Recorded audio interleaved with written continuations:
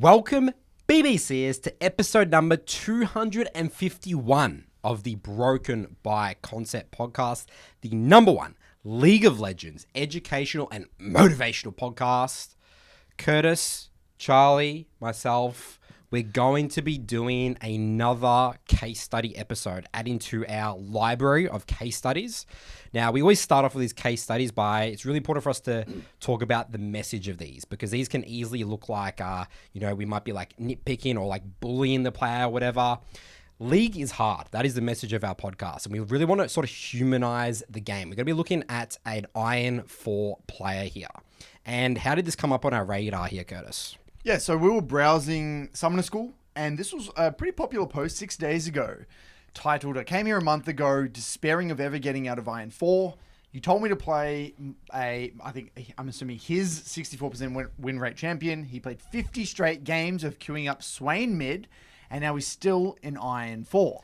Now, it's important when we select these case studies, because people sometimes submit them via my mailbag or whatever. When we select, we want to see effort from the person. Yes. We want to see that they've played the games and that they have a genuine sort of curiosity to the game, and they're just really confused. Because what we really teach on this podcast is helping people understand League of Legends at all ranks, because understanding League, I'm not going to say it's fun to lose, right? Like, we're all competitors. We want to win. But once you understand what's happening in your games, it starts to understand, okay, this is what I need to work on. I'm not confused and scratching my head why I'm in the rank that I'm in. That's a huge part of our podcast, and helping people enjoy the game more, because League gets a really bad rap. People gets really angry, at solo queue and stuff. And we're trying to, shed the light on the game, help players understand what's going on in the game so they can have a more enjoyable improvement experience. Yeah, because confusion is like the number one cause of frustration. I think you always say, Curtis. People abusing people in the chat. People are confused at the rank system. They're confused at what their teammates are doing. They're confused about what's going on with the wave. So it tears the community apart,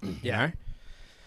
So, should we get into this post here now, Curtis? Yeah, so I think the important context is that this guy had actually posted on Reddit beforehand. So what I think where we should start is his original post, which did get deleted. But the post was titled, I'm 331 wins, 420 losses. Am I just not meant for this game?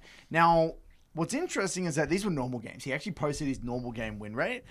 Before we even get into the comments, just at a high level, guys, when you see someone play this many kind of normal games and they had this sort of win rate at this stage of their journey, what conclusions can you already draw, getting into that? What jumps out to you already? Obviously, we're going to be doing a lot of sort of armchair analysis here and sort of, guessing. Yep. But this is what we've seen from our experience, from, our tens and thousands of odds, working with thousands of, members in We Teach League programs. The gaming background. Yeah. All right. So, a lot of people probably listen to this podcast will say, I didn't really try that hard, whatever. And I had like an even or, a positive win rate in normals. That's not that hard to hit for the average gamer, right? Who's been playing not even competitive games. I've people go from like Minecraft, just people that have been on the, the keyboard. Just the idea of like loading up a video game and knowing like what winning is like, and just having that sort of almost an expectation that, I'm going to be pretty good at this. I'm a gamer. You know what I mean? Like, it's kind of like a mindset. Exactly. So he might not be a gamer, might be coming from like console or something like that. Yep. This might be just flat out his first MOBA.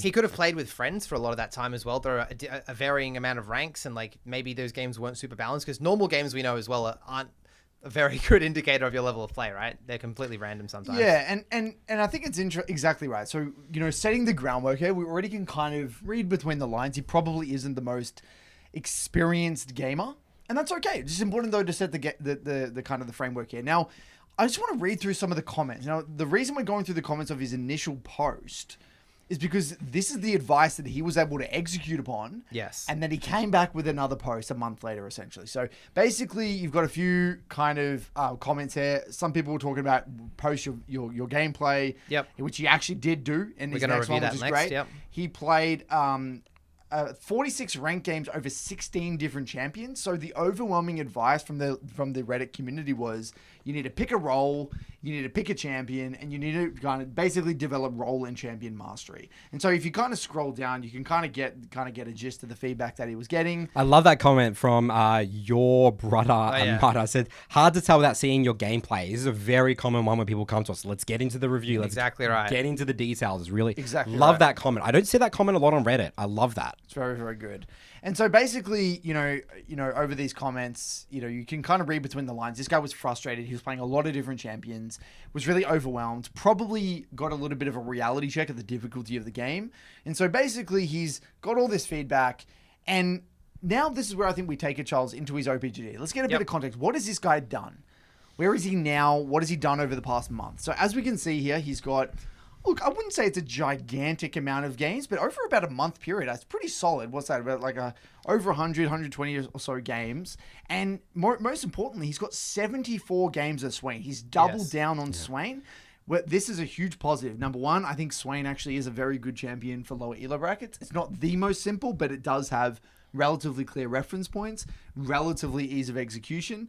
And again, most importantly, role mastery. Majority of his games are in mid lane. It looks like he's playing Swain mid and bot, but he's double downing on champion mastery, which is really, really good to see. And we can see he's got a 46% win rate. So obviously things are not working that well. Yeah, and again, he's trying in Iron because like an Iron 4 profile, people would say Iron 4 is like, you have to like try to get that rank. It's really hard rank to get to. People sell accounts Iron 4 for a lot of money, right? A typical Iron 4 account might look like you have like 10 games or whatever, so because people might be seeing this and be like 48 wins, 66 losses. It's actually not that. I play that in 3 weeks or whatever it is, how could you be getting to these conclusions? But, we're talking about the beginner stages. We shouldn't be, really struggling at Iron 4 1 LP if we're, trying. And he plays every day. And on top of that, he's got that background of 700 and something normal games. Right. So he's got the backloading of the normal games. He's now played a month straight of 70 something Swain games. You would expect to see some sort of forward momentum, and the fact that there is no kind of upward trajectory here suggests that there is some fundamental misunderstandings about the game of League of Legends that we need to explore today in this episode. Yeah, exactly right. Anything you want to notice about like the build or about the setup or anything you want to lay the groundwork with? So we get to the Swain details here. Yeah, so let's just pull up a few of the builds and dissect a few of his most recent ones. So at a high level with Swain, you've kind of got two builds. You've kind of got this Blackfire BFT build.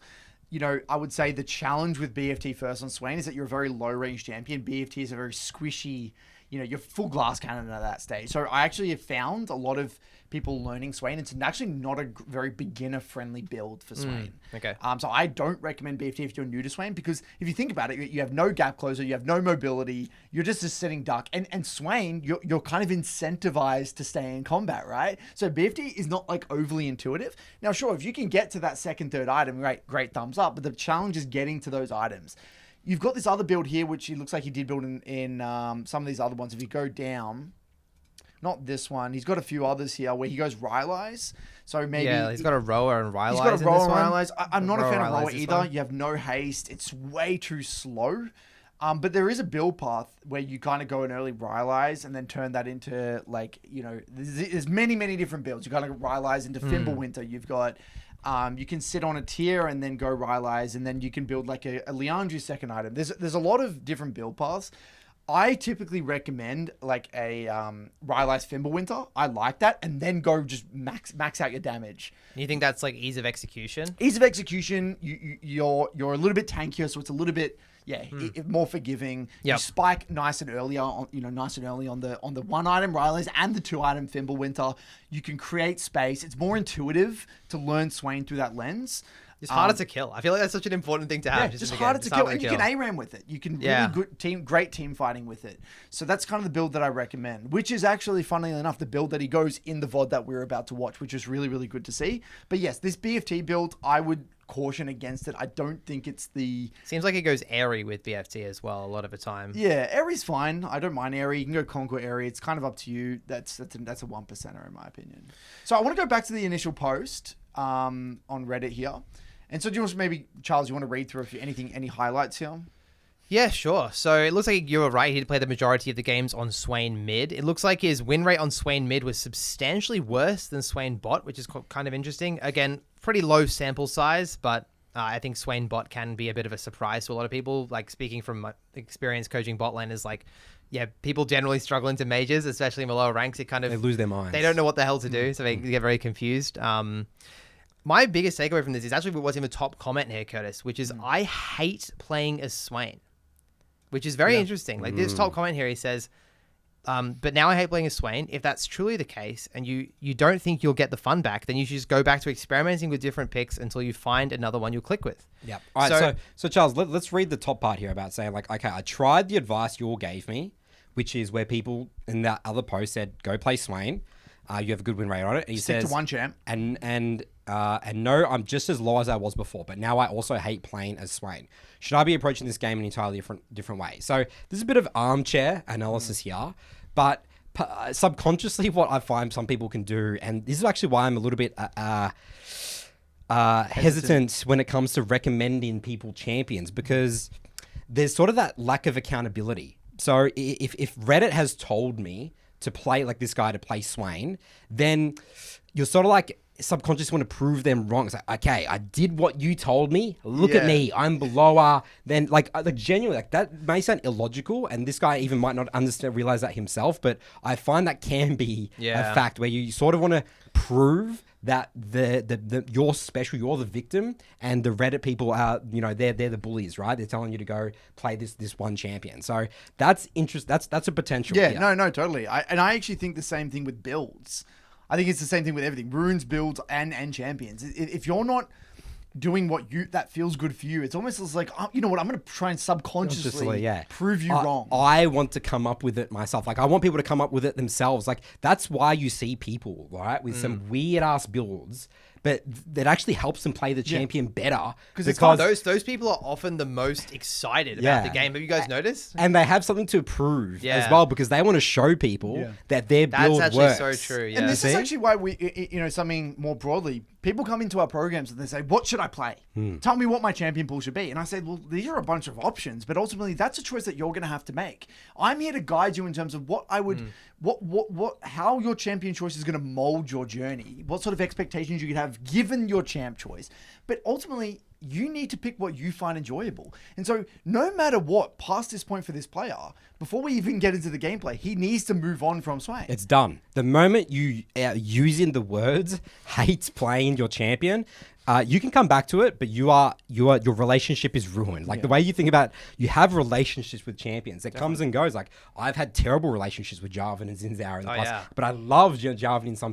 Sometimes we go through a honeymoon phase again, 3 months with Jarvan, right? So, you guys obviously have a lot of experience with your champions, and that's the natural part of game. And this is why a lot of our advice as well with one trick, and we think one tricks are anomalies. Like we don't recommend people one tricking. It's very good to learn one champion for a short period of time. But you got to spice things up, freshen things up. And I would say the last thing as well here is Swain is a champion that some people click with it and some don't.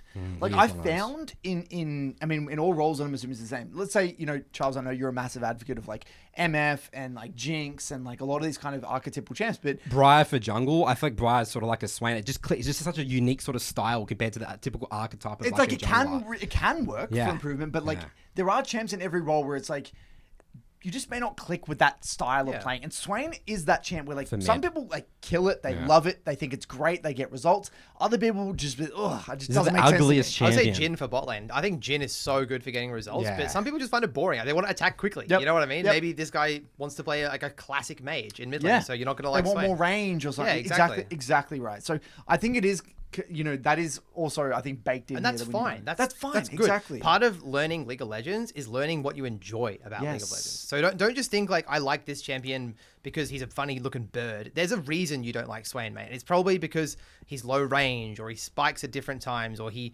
has different wave clear breakpoints. There's going to be sustained damage instead of burst damage. Yeah, frontlining instead of backlining. There's going to be different reasons, right? And exactly, every champ pool cycle you do, you're going to learn more about what you enjoy. What champs? Okay, I didn't really like that. I want to try something different. Something with mobility now, or whatever the hell it might be. 100%. Now, before we move on, I think it'd be really cool to shout out Magic Mind. So Magic Mind, we actually have done a sponsorship with Magic Mind before, which is the original blend, and it's kind of no hiding the fact that we're all a bit of a caffeine fiend here at BBC. We especially love our caffeine. Charlie over here. Especially Charlie. Hiding right now, but getting it's up in the morning to do our early morning coaching sessions, make our content, run our communities. Everything we do here. Caffeine is a pretty important part of our routine.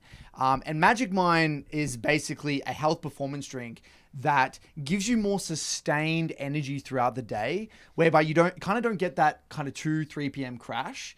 And they've actually come out with some new blends. They've got a pure nootropic, which actually doesn't have any caffeine, so you can kind of take for nootropics. And we've got this one here that Nathan's holding is Magic Mind Max, which actually has 3 times the caffeine, which obviously gives you, it allows you to kind of get into that focus state faster, but also for a more extended period of time. And I know you, Charlie, have been a massive fan of this one specifically. Yeah, so I used to have basically like 4 or 5 double shots of coffee a day.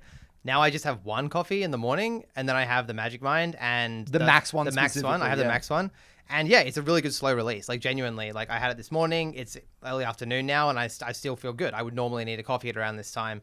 And it just makes me sleep better as well, not having to have a lot of caffeine throughout the day. So yeah, I genuinely have one every single day. It's great.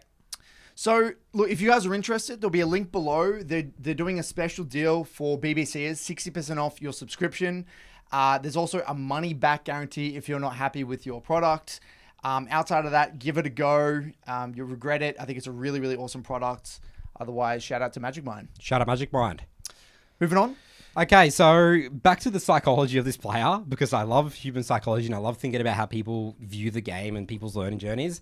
The last line here, what does ETA mean? What does that mean? Does it mean he edited this post? I think it's like an edit, right? I think he's meant to say he edit. Yeah, he's read edit. The post. He's read the post and edited. So he says, I'm going to sort of, the way he tones this, I guess I'm off to play 50 more Swain games. Emerald Plus builds, more CS and less fighting, more team fighting and less side laning, less abilities and more auto attacks. I'll keep posting to the YouTube so you can keep watching the world's worst Swain player lose. Is this the confidence of someone that is going to make this work? You know, like if anyone here, thinks about the way that they improve at the game, no one talks like this, right? They're saying, I'm going to figure it out. Again, this line right now actually tells me he subconsciously is going to improve Reddit. Like he's going to continue doing it. He's not going to be really excited. He's in a negative mind state. He's set in self-sabotage mode. He has no interest of climbing with Swain. He might want to improve at the game, but he has zero interest in climb with Swain, and he's going to prove Reddit wrong. That's his mindset. Yeah, I also just think we weren't necessarily going to touch on this today, but this whole concept of more team fighting, less side laning, or less abilities, more auto attacking, it's just so general. It's so general. That advice, especially to a person with this much lack of experience, he's not going to know how to apply this feedback, which is why often general feedback just sends a player backwards rather than forwards, or keeps them plateaued or gets them stuck, because sometimes you have to side lane. Sometimes you have to team fight. That's the game. Welcome to League of Legends. You have to choose which one to do which. And yeah, it's rough. So I think without further ado, we take a look at Mr. Milkrab's gameplay here. He's got a Swain versus center mid. So guys, obviously center mid's not the most meta mid lane. And in Iron 4, what do you expect? There's going to be a lot of random shit going on. And in terms of build, he's gone for the airy build here. We'll just go through the lane. And again, for people listening and watching to this is not just going to be about Swain. We're going to try and talk about just the lower tier gameplay in general. If you're this an is Iron what player, an Iron 4 game looks like. Iron 4, but even Iron Bronze, you will see this sort of caliber of macro game, probably skirmishing to some degree, and chaos. So we'll hopefully shed light for everyone watching this, not just mid laners, not just Swain players. Absolutely. So a level 1 fight to the death, it seems. He started E. With Blown Flash level 1. Yeah. I mean, starting E is not the end of the world. I don't mind that. But yeah, obviously Blowing Flash, Swain's not a very strong level 1 champion. And this is already just off the bat. He does get gifted a little kill there. The TP. Yeah, I mean, I guess fine. We don't even spend our gold. That's okay. But just very simply, guys, you have to say no to this shit at the end of the day. That's the message from here, isn't it? It's like, I often see this in lower ranked players at around silver and below. Just not being comfortable letting your team die. Yes. It's just a fact of the game, guys. If you're doing this sort of stuff and you see your bot lane getting dove, you can still help them out, but you have to value your life at the same time. You must proceed with caution. And you want to reduce the amount of chaos as possible in early game, because the moment you start burning people's flashes or whatever, your control of the game starts to just grip. You lose grip a little bit slowly, and body language as well. Yeah. Him if he did not go to this fight, I guarantee you Misfortune and Thresh don't die, and everyone goes this. Everyone just back off because it's 3 versus 5 now here, right? Yeah, Jax would never engage if he didn't go down. Right. So people say, Nathan, the game's so chaotic and all that sort of stuff. Typically, I find the player that's asking me that question is creating the goddamn chaos. Yes. And they can't see it. They can't. This is a perfect example. I also think just in terms of punishing an opponent's mistake, let's say that he thinks the enemies are too deep, right? And he thinks that the punish is to go bot and kill them. The punish is to actually let them do their thing and then deny Senna farm in the mid lane by making her waste time, maybe getting a good trade while she comes to lane, and thinking more long-term about the punishment. It's, Iron Bronze, you'll see and this is the jungle syndrome, you see so much emphasis and priority on the level 1 in the early, like the first 4 or 5 minutes. People think the game's literally won or lost. It's a common theme we see in our case studies, right? All the time. It's just the thing. People just try and do too much early game. And we're actually at an advantage now because Senna's probably going to miss the first 3 melees here. Well, he didn't spend his gold, Curtis. Didn't spend gold, not ideal. I mean, you could have got a free boots there or something, but yeah. We have got a little bit of advantage. I think Senna will lose a bunch of minions here, which is great. So let's just talk about just high level. Early lane, Swain. We're not the strongest laner, especially into something with high range like Senna. It's usually about, Swain's major reference points is we want to time our trades with last hits. So, when Senna's walking out for a last hit, we can time our trade with last hit, usually like some sort of an E into a Q auto, something like that, or an EW. And really what we want to do is we want to get to our level 6, which is a nice little spike. I mean, he's doing a great job already. A beautiful solo kill already. Killing it. I mean, people would have some things to say about Senna there. Senna was literally tanking the minions there. So for Yeah, I mean, he landed the E's though, right? That's in his control. We're focusing on what's in his control. Right. He landed those E's great. He also seems to know what to do with the wave after the kill. He's making sure to crash it into the tower. Auto, beautiful. He obviously could be paying a little bit more attention to what minions are hitting what minion. Yes. Something we see in Iron is, a lot of laners, when they're newer, is that they don't pay attention to the actual projectile and the target selection of the minions. So they just... Your own minions, you're saying. Yeah, exactly. Yes. So you don't know what minion's going to die when if you don't pay attention to what's getting hit by what. So that's why last hitting gets very coin flippy if you don't pay attention to it. They're just purely looking at the red health bars. Just hitting. And just waiting for them to be low. And then because you actually have to look at your minions damage and how many minions you have, and it's a castles or melee. And I think it's just very important here, like just at an Iron level, we're not too concerned with fundamentals. I don't go super deep on fundamentals. As long as you know how to deal damage, you know how to trade, what a good trade with your champion looks like, that's okay. I wouldn't go deep on wave management. I wouldn't go deep on resets. I wouldn't go deep on all these crazy lane fundamentals. That's something we can cover later on in Bronze. I would expect an Iron player to win the game in a sloppy manner. Yes. You know what I mean? It's not going to be clean. It's never going to be clean, and it doesn't have to be clean. Yeah, so the idea of maybe stacking that big wave and then insta-basing and coming back, it's just going to go over this person's head. Like, they're not going to understand it. No, there's not exactly. Now, yes, objectively, they could have reset after that solo kill, and that is worth noting. But in Iron, you are going to have bad resets, and there's people who have bad resets in Silver and Gold. All I tell people, guys, is if you're low on HP or low on mana, probably time to get back to base. So I think, if I was to rewind the VOD just a tad, we'll watch Yeah, this I think we do need to go back here a little bit. There's going to be points where... a better player, like you said, Curtis, would have insta-based after crashing this wave and taking a little trade. But it's normal to stay. It doesn't look like he needs to base.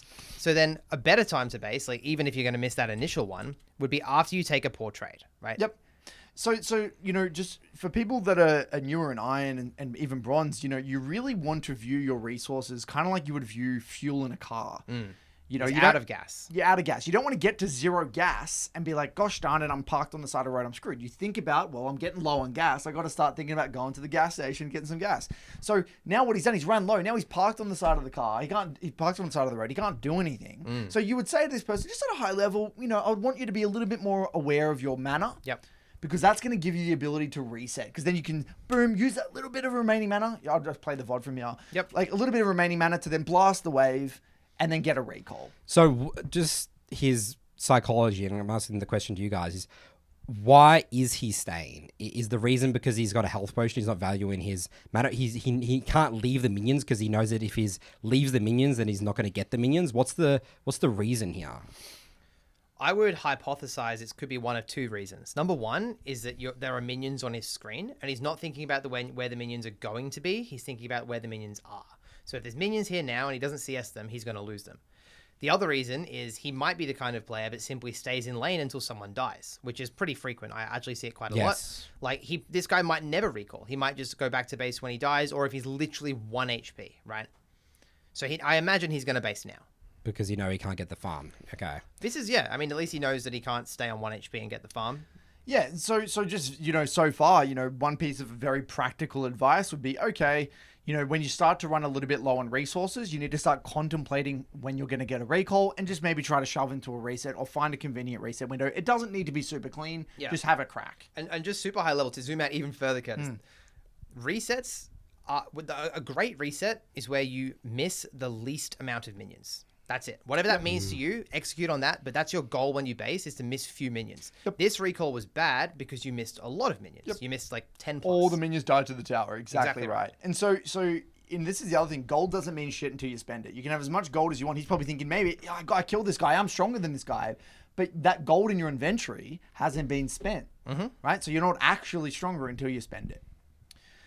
So he's actually going the build that I like. I think a lot of people in the Reddit hated his build. I like this build. And Swain's itemization, I've always seen this over time, has been severely misunderstood. And the reason being is because a lot of the Swain players watch Hassam, and Hassam is a challenger player who plays challenger level and has extremely high level threat assessment. So he has a very kind of unique perception of itemization. That's something I've noticed. Didn't we talk about in the podcast and he responded saying, oh, my bad, I should probably emphasize that. Yeah. that more. Oh, there you go. So like, it's not Hassam's fault. Yeah. He's aware of it as well. He's aware of it. It's just more that, it's just the Swain community that looks up to him and they kind of copy his builds like every other OTP, but because there's only one of them for Swain, he seems to be the kind of the height of that community.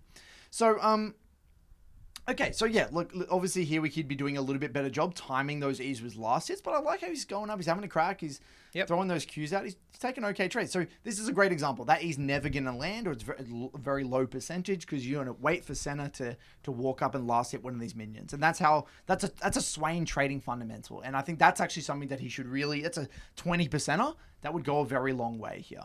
Yep. And again, just to like zoom out a tiny bit further, reason we do that is because champions have to stand still to auto attack. So they're easier to hit with skill shots. Exactly right. Great. You still got a really good trade. He's very confident. Definitely not afraid of combat. Which is very important. Relatively good awareness of where Yi was as well. Yeah, beautiful. Burn the flash. And then we burn. Yeah, so okay. Okay, so a little bit of lack of small wins potentially. So something that you got to understand about Swain, and this is where I would view it, not even through the Yi lens, ready, just Swain.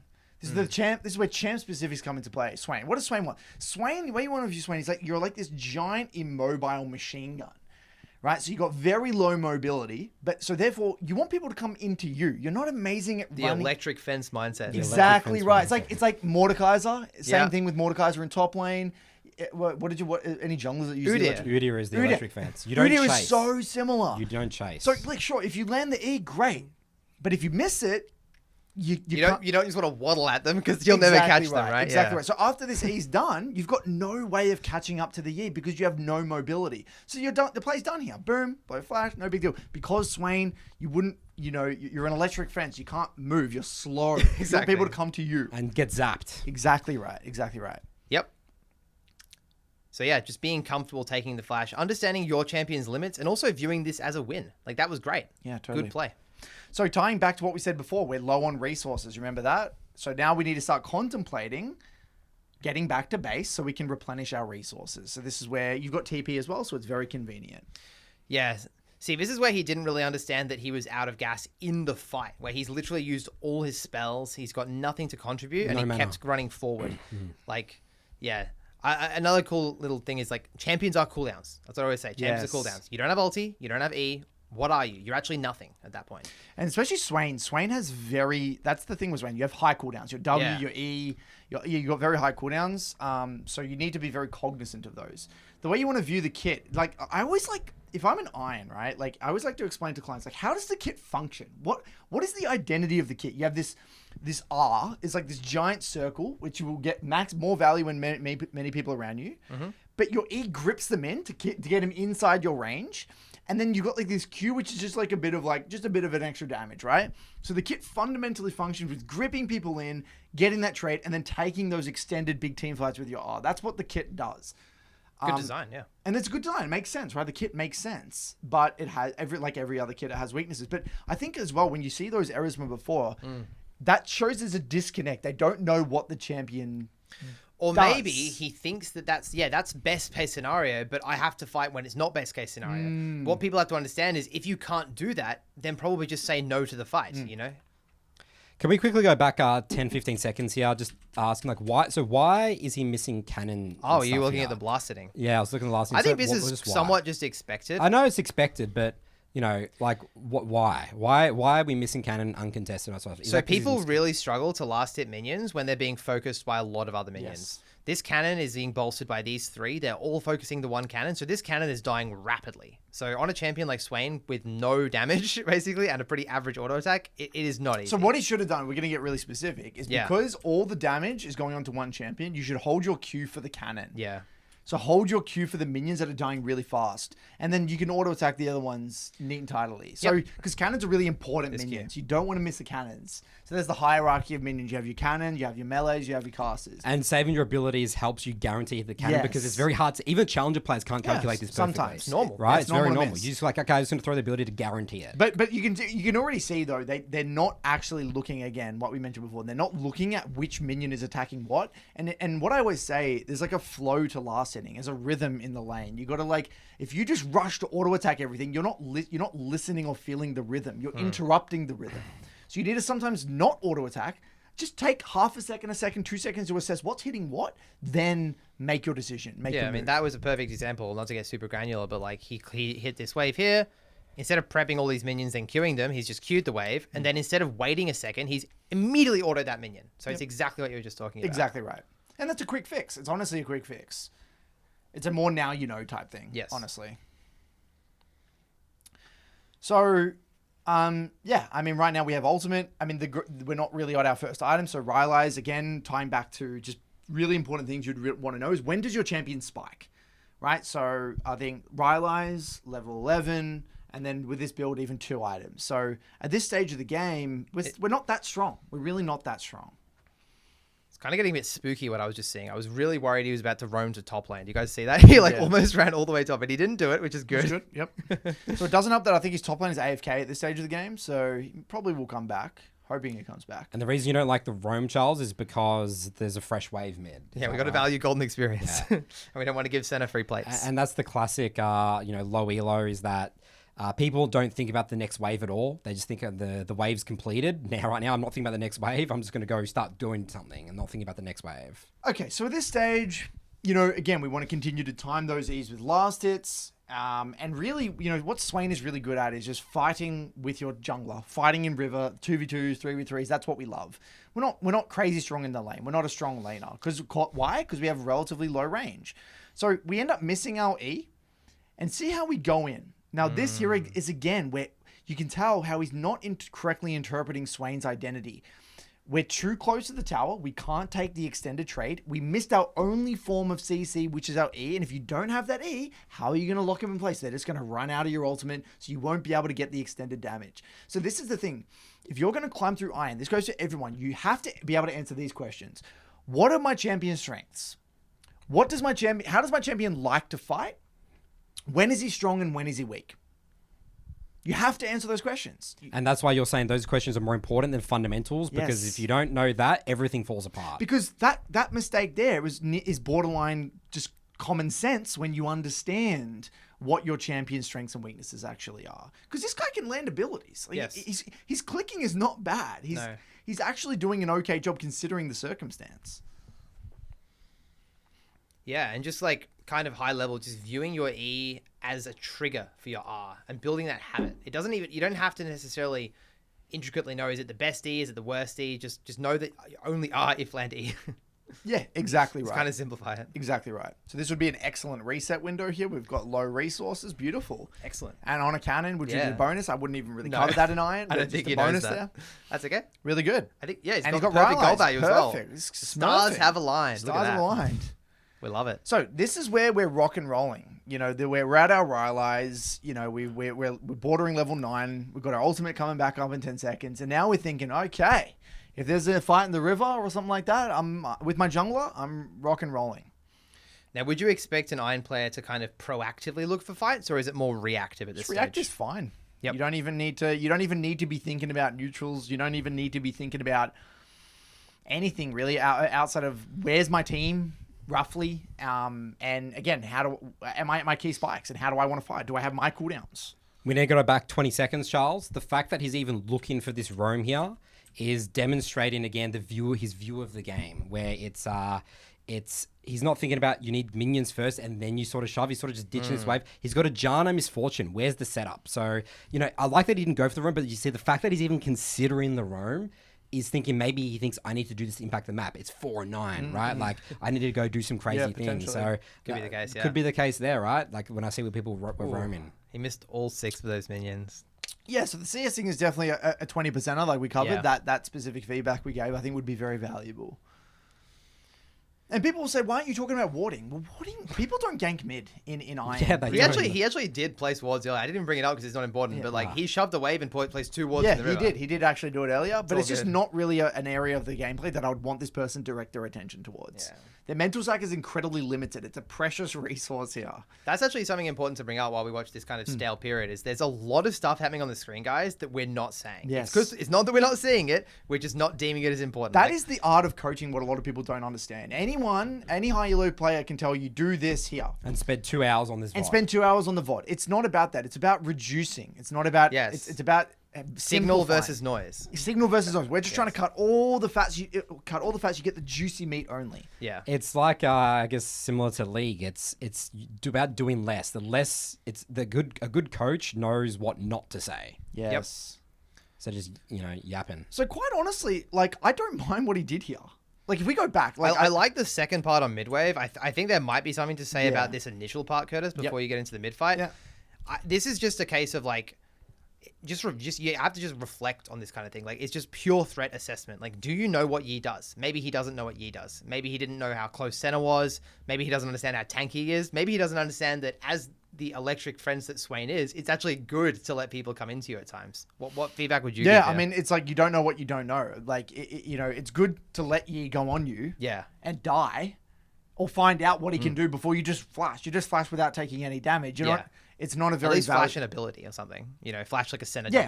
Exactly right. It's not a very high value flash. So find out. Again, the psychology, what we might be seeing there again is that he's had a lot of bad experiences. Marcy's just one-shotting him. And they do in line. And they do, Yeah. but at 3-4 items, right? Exactly right. Not when he's full HP. Like it's impossible. Yi can't do 2,200 damage when he's this close to the tower, right?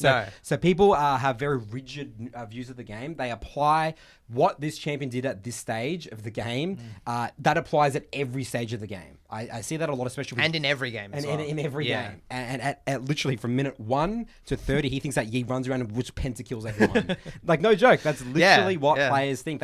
Players are very good at bucketing champions very quickly and just have these rigid views of it and not getting specific with the game and items and understanding people have spikes and weaknesses. But yeah, Curtis, I actually totally agree with you. I think that this fight here very much aligns with Swain's identity. I mean, the E obviously didn't help, and quite honestly, if he landed that E, or even the Q, he missed the Q as well. Yeah, in the Q, like that actually would have made a lot of difference, to be honest with you. Yeah. So look, it is what it is. I don't mind it. It's not a terrible death. It's like, oh, interesting. That guy did quite a bit of damage. I think the observation that I would make is, does the Yi have Bork? At a very basic level, I think just slow at Iron, it is important to just baseline understanding some basic identities of items. And you see a champion with Bork, it's like, oh, that's a big spike. I need to be just a little bit cautious of that, And he had Bork. It's a 4-1 fed Yi, right? Yeah. So I would maybe touch on, okay, it's important to note as you're going through the game, who's fed, who's weak, just at a very basic level. Yeah. So at this stage of the game, I mean, we're in a huge power trough, right? We have no flash, no ults. I mean, we're still on our first item. We need to just slow it down. We're on clearing wave duty. Yep, clearing wave duty. Exactly right. Because people say, what do I do then? Cody, so, if I'm not doing something, then what am I literally doing? And what I say is I just continue to clear waves, maybe plop a ward if here and there, and wait until your R comes back up. And people feel so bad doing nothing, don't they, guys? Like, yeah, it's the worst part of the game. They really, really, really struggle with this. Even players in bronze and silver. When I bring up this idea of just clear waves and don't roam, don't literally wait in your lane out of vision maybe in between the next waves, they really struggle with that. Yeah, because they have to be impacting the map because their team's all dying and falling apart. So Misfortune's dying. It's like, surely there's a challenger player must be like, they would know what to do here. They'd find a way to really find an opening. Creative. Yeah. If Curtis was plot into this game right now, Curtis, exactly, you would just be waiting, you'd be farming. The only other difference is one thing Swain can do is Swain specific. You can pop out of vision and just try to W side laners. That's quite annoying, yeah. You can do that as Swain. That's something you can do. If you don't want to just do nothing, that is something you can do. Just have a crack at throwing a W. Okay, so... yeah, I mean, not really much has happened in here. Nope. Senna's kind of ignoring the wave and running at him. Yep. I mean, right now the game's in a bit of a stalemate, right? And it's also important to note, by the way, guys, is that he has got 2 losing sides. Yes. So this is a hard game, right? It's not an easy game. Your bot lane's already lost their tower. The top lane's lost their tower. Your top lane was AFK for a bit. Like, this is a game that, like, I would be, just... I'm not going to say you're always going to lose, but just manage your expectations a little bit, Because remember, you're not meant to go from a 46% win rate to like a 70% win rate. You can climb with like a 55% win rate, 53% win rate. Like, it's perfectly normal. Exactly right. And Senna, just objectively, is actually an annoying champion for Swain. Swain likes versing low-range champions, people that come into them. Senna's a very non-committal high-range champion.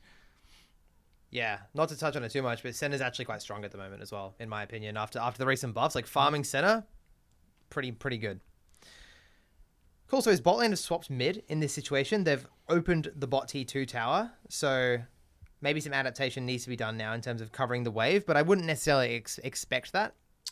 Yeah, I mean, it's a bit of a chaotic situation right now. I mean, all I would really care about is just going back to base, because you don't really want to stick around on limited resources like this. No. So, Swain is a very skirmish-oriented champion. In order to be there for those fights and healthy enough to fight, you just... Yeah. And look, we're seeing the same thing with Yara, aren't we, guys? Yeah. It's a fundamental... He's kind of viewing Swain as like a artillery mage, kind of like he's like playing it like an artillery mage. Using his R at a distance. Saying the fight is happening, I must press R. That's the psychology, is that I feel like that what I'm seeing here is that people think that there must be an outcome of a fight in terms of kills and deaths. Either I'm dying or the enemy has to die. And for that to happen, everyone has to blow all their abilities. Yes.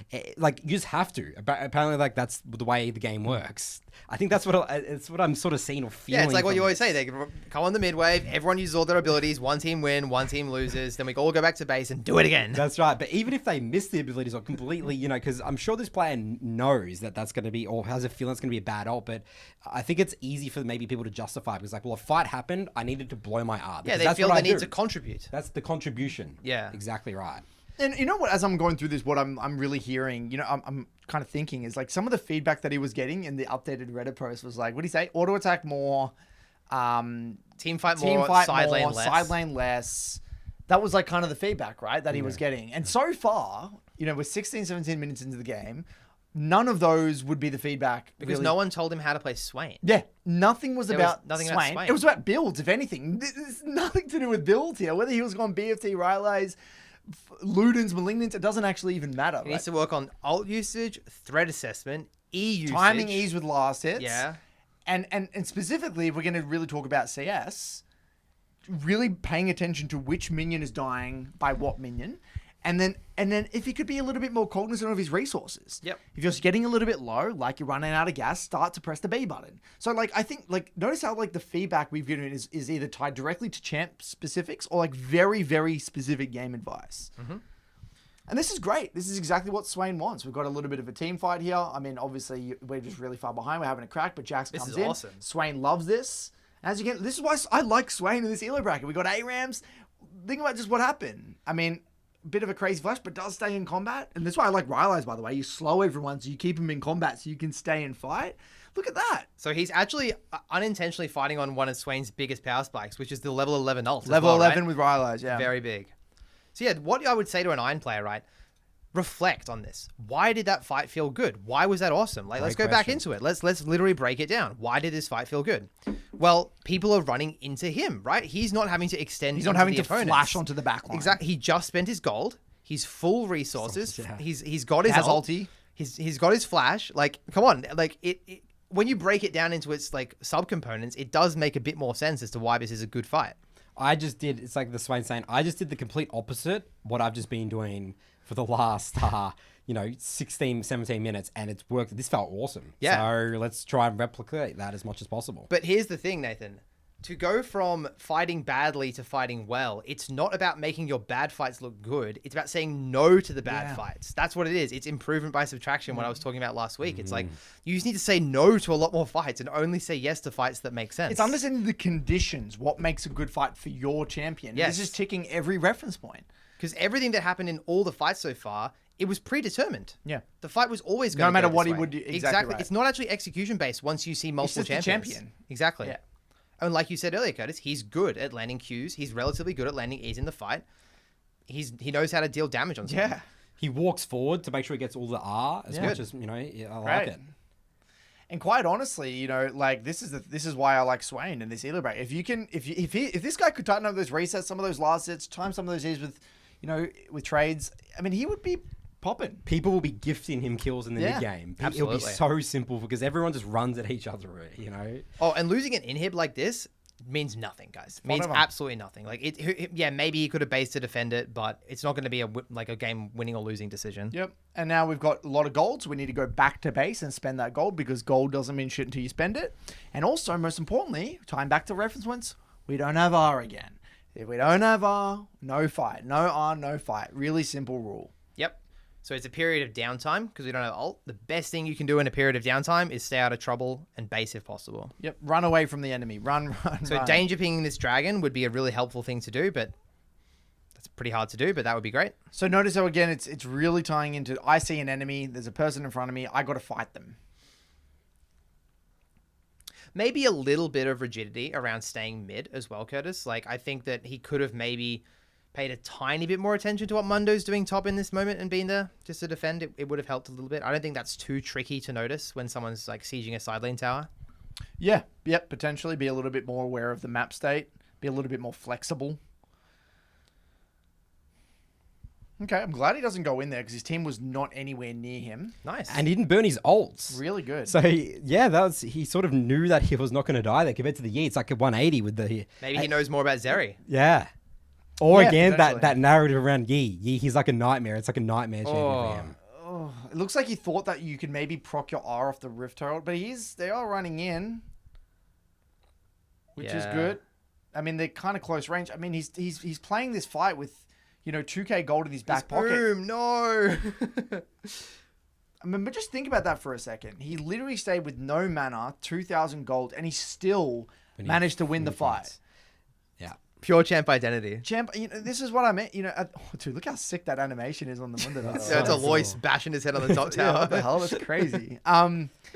Yeah, so this is what I'm saying. And so now he's got that. And by the way, that mistake of him not resetting was really quite significant because Fimbulwinter is a really big second spike for Swain. And now that you've got these two items, you're really popping. Like, this is where your team fighting becomes extremely obnoxious. Yep. Very So hard from to a go. reference point perspective, I'm thinking, yippee, any team fight with my team, any clumped up people where the people running at me, I'm happy with my ultimate. Yeah. And it seems like, again, why you like Swain, Curtis, for lower ranks is that the enemy's going to give you so many of those opportunities. They're going to in the run game. into you. They're So- going to run into you. So, like, you can relax in the early game, play more efficiently, really focus on farm, and they're going to give you so many opportunities in the mid game. Because it turns into an ARAM. Same with MF, dude. They just run into the MF ult. This is why these champions are great in this rank. Same with Fiddlesticks. Same with Amumu. Like, all these, there's a trend between those champions that work down there. Yes, exactly right. So we got ulti coming up in 10 seconds here. They inhibs respawned on bot because they didn't know, the enemy didn't know what to do with the broken inhib. And we're chilling. Zeri's running around the map like a headless chicken. He's doing a bit no. And notice again, we're desyncing our R and our E. We're using our E, missing our E, and then running at them with the R with no mobility. And like, oh, they just ran out of my R. Now what? But that's what he's doing. He's wasting the R, and then he's not playing like he doesn't have it. Like, he now needs to play like he has no R. But Exactly. This is body language, Nathan. He's walking up mid. He's baiting telling his his team to fight through his body language. Because his teammates will think, wait, Swain was so strong. It's great to be fighting with Swain now, but Swain's not strong because he has no ult. Because people don't track their teammates' ults in Iron, right? They're not thinking about that. No. We're seeing a bit of variance here. Like, it just so happens that Yi and Mundo are like doing a Mission Impossible on top lane. Because this is the thing, guys. We always see like, oh, my team is AFK and I got two losing sides. But look at the enemy. The enemy are doing random shit as well. Zeri's running around like a headless chicken. You got Yi and Mundo duo cube top side. I don't know what the hell they're doing. So, like, it's always whatever side of the coin you want to look at. It's all relative. Yeah. So maybe this is why he was getting a bit of feedback about a little bit more side laning. I wouldn't say more side laning, maybe a little bit more awareness of the side Attention lanes. to the map, attention to where everyone is. Just recognize that you have a mini map and recognize that there are other people in the game and you can move around the map a little bit. You're not just glued. And that's to the more mid lane. important in the mid game than the early game. Yes. Way more important. It seemed like he viewed it the opposite way around. Yeah. Yeah, totally. So, Curse, your classic rule that people break, hitting tier 3 mid tower. Yep, it was as bad as it gets, towers. actually. So he had gold, he didn't have R. It was basically as bad as it gets. Hit the tier 3 as well. But now we're seeing Zeri do the El Clasico run at the enemy. So we're rewarded. Yep. Exactly right. And so typically now what happens in games like this is that they naturally get elongated, right? There's longer game length in these elo brackets. There's going to be continuous ARAMs basically over and over again until some point, maybe a Baron spawns, maybe and it will kind of stall out to 30, 35 minutes and then that's really it. So it's just going to be a lot of fighting going on. Now, it does go to the side lane here, which is interesting. Now, this would actually be the one time you wouldn't want to go to the side. Why is that good? Why not now? Well, if we look at the map, our team's all in mid. We've got objectives spawning at a very basic level. And look, this at the end of the day, I wouldn't want to go too in depth on this, but just very simply, there was action in mid. Your team was in mid. There's all the people.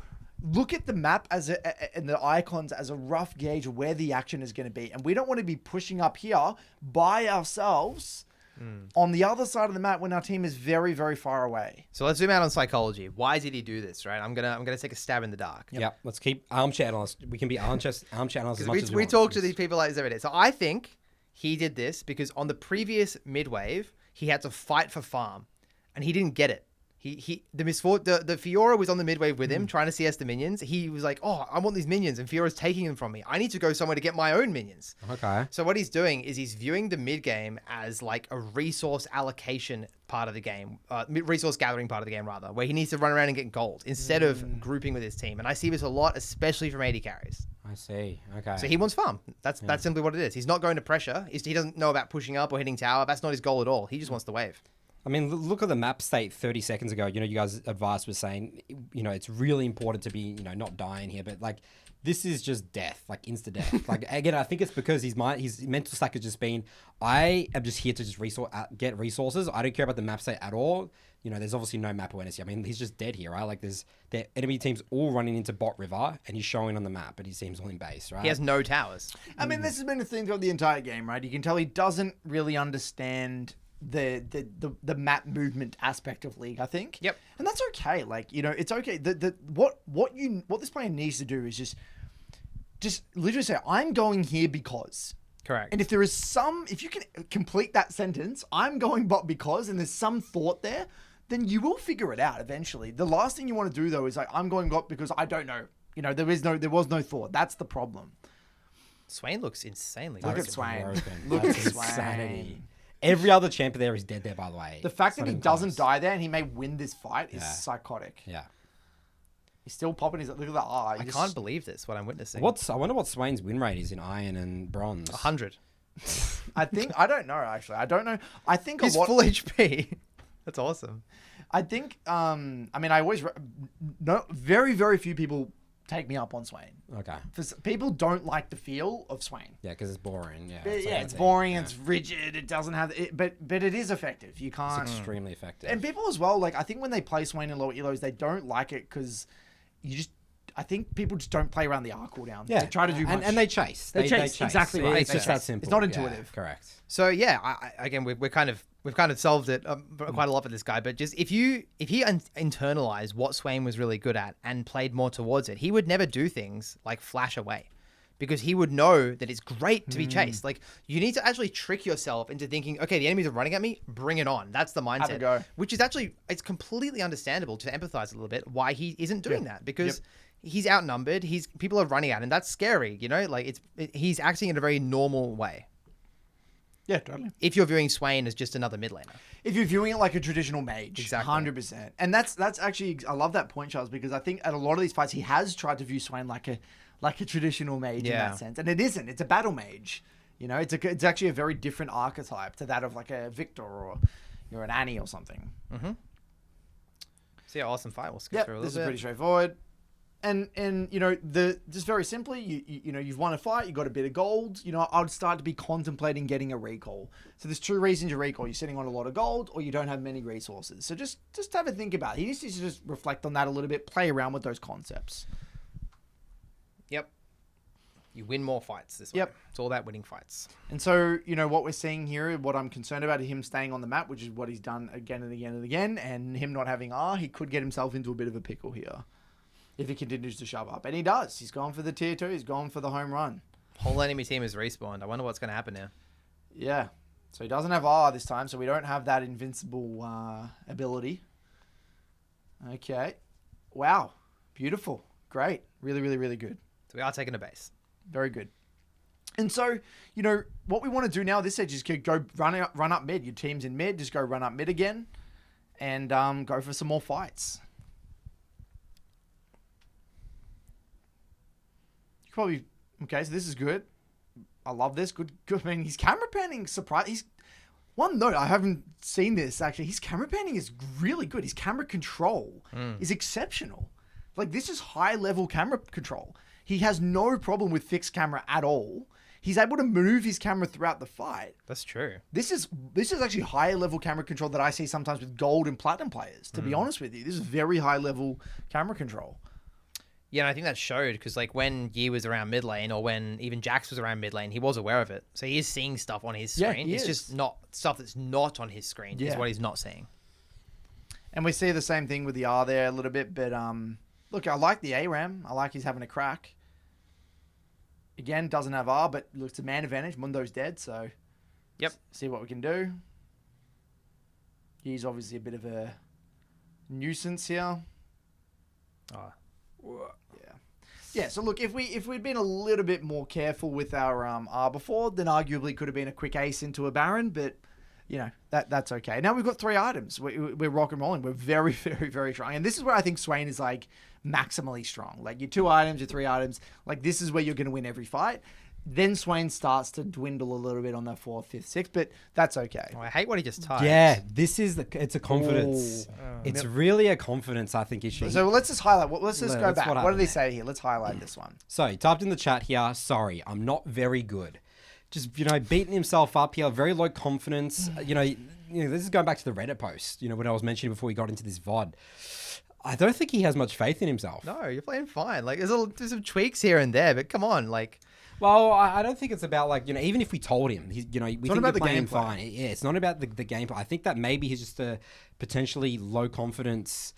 I mean, it could be in real life, right? Like it could be, maybe he just doesn't view himself as like, you know, I mean, he's probably, I think it's actually bad for him to be on Reddit because I was actually going to tie it back to Reddit. I completely everyone's agree. saying, you know, like everyone's trying to like, you know, even if the summoner school and stuff like that, they're trying to feel like you're helping. It's like, you know, you've got so much to work. It's so overwhelming. It's an added burden. It's a lot of burden. Yeah, like if I'm the Swan, I just want to get excited. Like, don't tell me, no one tell me anything. I'm going to figure this out myself. I want to see some excitement. I want to see like, I'm going to get good at League of Legends. And having a crack. I'm going to have a crack and I'm just going to try my best. But, you know, I think, Milk Crab, are you actually trying your best? You know, that's sort of my question to you here, Mr. Milk Crab. Never apologize for your level. Yes, it's so Never important. apologize for You your might level. see this a lot. It's actually quite common, even in higher ranks, just to say MB. I hate it. Just don't say sorry. Like, it's Never apologize for your gameplay. It's like when you think you're just really bad, you can't. It's just a self-fulfilling prophecy. You're just not going to improve. You know, if you just have zero confidence in your, you know, yourself and, you know, your process or whatever. And because the reason it's not actionable, like No. like I'm not good now. So okay, so what? What are we gonna do about it? What are you gonna do what about now? Yeah. it? You know, it's not like you're saying sorry. I rushed my E. You know, if it's a very specific actionable error that you know what the mistake is, then sure, it's not the end of the world. But like, that's not what's going on here. So look, I think there's not too much probably we need to cover more. I reckon we skim forward a little bit, Charles. What do you reckon? Just We can watch some fights, I reckon. Yeah, just get a little bit of fights. Bit of scrap. I mean, because ultimately at this stage of the game, there's not really much sophisticated macro. There's going to be a bit of ARAMing going on. Here we go. Game goes for 5 more minutes, yeah. Yeah, I mean, you look. Pushing the limits of Swain a little bit in the 1v5. Yeah, team split, bit tricky. So again, similar thing, just not paying attention to where the teammate is in the side lane. Yep. Lots of stuff like that. And then I think basically it looks like Rintra beat until they lose a team fight and lose the game, right? Let's watch the final fight. Yeah, maybe one Let's watch more how the fight. game ends. Okay, so here we go. Again, Sitting on 2,300 gold. very far away from Oh, the his enemy have team. Elder. Let's look at the Elder, actually. Let's just go back a tiny tad. How did the enemy team get Elder? It looks like a lot of his team died. Yeah, and they're down 3 inhibs. So Yeah. what would have happened? The enemy would have got Baron, they would have got the inhibs, and then it's kind of over here. Yeah, it's an inevitability. And this is why when we review games, even with players who have really extended game times, we very rarely go this far. Yep. Very, very rarely. So, Mr. Millcrab, we need to let's maybe summarize. Let's summarize advice. We can talk stage 4, stage 3. Let's stay at every stage because we literally have covered every stage. Stage 4, 3, 2, 1 of advice. So let's start. We'll start stage 4, and then we'll go down and get more and more granular with our feedback. So stage 4, confidence. It's all about confidence, right? You need to play this game for you. You're not playing it for Reddit. You're not playing it for your teammates in the game. You're not playing it to prove anything. You're not the worst Swain player in the world or whatever. Yeah, and it's not in the confidence in the sense it's like, I'm going to be the best player or challenger player. It's sort of confidence in the fact that I can get better at this thing, that like I can put a focus, attention, energy into it, and I can get good at it. And the sad truth about League and gaming is that it's the narrative of talent is very much pushed because people don't grow up with coaches. We don't have that sophisticated ecosystem like in traditional sports. Like no one's like you don't probably see it as much. Like, oh, I'm just not very good. Like people understand why they're not good at soccer or basketball. Like it makes sense and people can clearly But League, it's very, the game's hard. There's the whole team aspect of it. It's very hard to see why you're not good compared to other traditional sports. and it's. Look, we're not here to hype you up and say you are. Don't worry, you are a good player. That's not even what we're trying to say. No. It's like okay, yes, you're obviously not good. You're an Iron 4, mate. But at the same time, there's no point saying I'm not good. Let's say, okay, well, obviously I'm missing something. Okay, well, what am I missing in my gameplay? It's just a problem. It's just a puzzle. There's a a difference. solution. Exactly. There's a difference between you and a player in Bronze 4, and that difference is the sum of in-game behaviors. Yep. All you need to do is change them, and you will become the Bronze 4 player. Identity is what Jono talked a lot to Yes. us about. People are very good at creating narratives at an identity level. I'm not a good gamer. I'm not a It's good just gamer. me. It's not even. It's just I'm like genetically inferior. It's impossible for me to improve at the game because I'm just bad. Identity level versus behavior level. So what you just mentioned there, Charles, like the Swain is at a behavior level. That's not me. I'm just, I'm piloting Swain, sure, but like I'm making decisions. My Swain with R's, Swain. I'm wasting Yes. my Swain R's. Yeah, My Swain he's- R's are not great. Exactly. My E's are not that great. That's the difference there. Yep. Okay, so we're going to go down to stage 3, This is which champion, is reference points. direction. So This is where you like to live with iron I and love bronze living players. with iron players. So this is where we get into, okay, what does Swain really at a high level want to do? We've got the electric fence mindset, the whole idea that you're this electric fence. You want people to come into you. You can't really move into them very well. If they're not running into you, you've only got your E to lock them down. So at a high level, if you're not locking them down with your E, you probably want to be backing off. You really need to play around your R. You're a super R reliant champion. No R, no fight. You want to be getting to your Rylai's, really important spike. Your Fimble into second item, 2 item spike, really, really good. And you want to be playing with your team for team fights. You're a team fight skirmish oriented champion. You're not a solo 1v1 oriented champion. And they're like the major reference points that I would really follow. I would say even at a higher stage 3 level, it's like you need to be willing to take damage to deal damage. Yes. Not like a mage. Mages don't like being taken damage. Swain likes being hit. So enjoy that. You need to get used to that. And let's stop the chasing. Yeah. Exactly. That's not what Swain's reference No. point is. Exactly Anything right. that Curtis didn't say, don't do that. Now we go down to stage 2. This is more like macro advice. What advice would we give in terms of his decision making? And this is where I would even say the fundamentals a Yeah. little bit come into play, right? So we covered things such as We do have a lot of resets. the resets. Right? Yeah. The resets were a big one, right? Resetting when you're low. Your Resetting low when you're resources. Start thinking about your resources in advance. You don't want to get to 0 and be like, oh gosh darn it. Think about it in advance. Gold. If you're sitting on a lot of gold, you're starting to get, let's get specific. You're getting past 1,000 gold. You want to start contemplating, thinking about getting a recall. What else? Any other stage 2 things? It wasn't super important, but just be a little bit more aware of what's going on in the side lanes. You don't have to necessarily make the best strategic decisions around it, but just be aware, oh, they're hitting my top inhib right now. Maybe I can consider doing something about that, And the mid game is more important than the early game. Yes, for exactly that. right. Yes. Oh, and then, yeah, like you said about when he did go bot to farm that one time, the mid game is basically about grouping and fighting. It's, again, mostly tied to the stage 3 stuff. Yep. And then stage 1, in terms of the last hitting, think about literally pay attention to which minion is hitting what. And that's going to give you an indication of the speed of the minions dying. So that will help you time your last hits and your CS. Will help you get bolster up your CS. And secondly, time your E's with last hits. So when the enemy's walking for a last hit, throw out your E, and then you can get a beautiful little EQ trade.